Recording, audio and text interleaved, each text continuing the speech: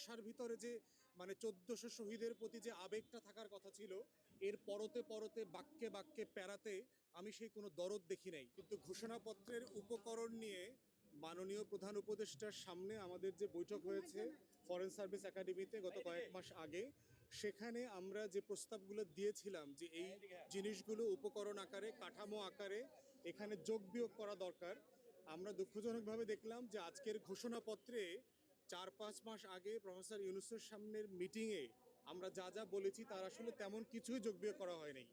Pretty আগের জায়গাতেই এটা আছে। পুরো ঘোষণাপত্র শুনে এবং পড়ে মনে হয়েছে যে এখানে গণ অভ্যুত্থানের যে দরদ, ভাষার ভিতরে যে 1400 শহীদের প্রতি যে আবেগটা থাকার কথা ছিল, এর পরতে পরতে বাক্যে বাক্যে প্যারাতে আমি সেই কোনো দরদ দেখি নাই।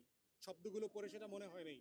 মনে হয়েছে কোনো একজন রোবট, সে একজন আমলা হতে পারে, হয়তো একজন ভালো লেখে, তাকে দিয়ে এটা লেখানো হয়েছে। গণ অভ্যুত্থানের যে আকাঙ্ক্ষা, স্পিরিট এখানে আমরা দেখি নাই।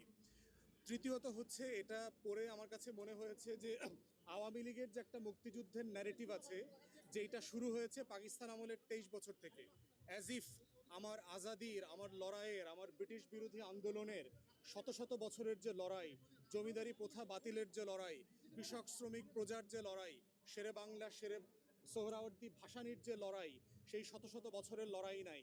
পাকিস্তান আন্দোলন, লাহোর প্রস্তাব, ঢাকা বিশ্ববিদ্যালয় তৈরি করা, মুসলিম লীগ তৈরি করা, এই পুরো যে প্রসেস ব্রিটিশ বিরোধী আন্দোলনের, তার কোনো উল্লেখ আমরা এখানে দেখি নাই।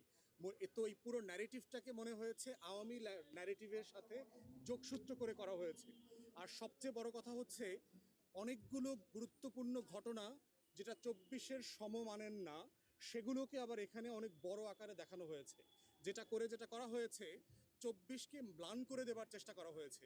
24 যে একটা বড় ঘটনা, আপনি যখন এটা একক ইউনিট আকারে, মাইক্রো ঘটনা আকারে দিবেন, তখন যে মর্যাদা থাকবে, 10টা ঘটনার সাথে মিলায়ে দিলে মনে হবে এটা অন্য 9টা 10টার মতোই 10ম ঘটনা।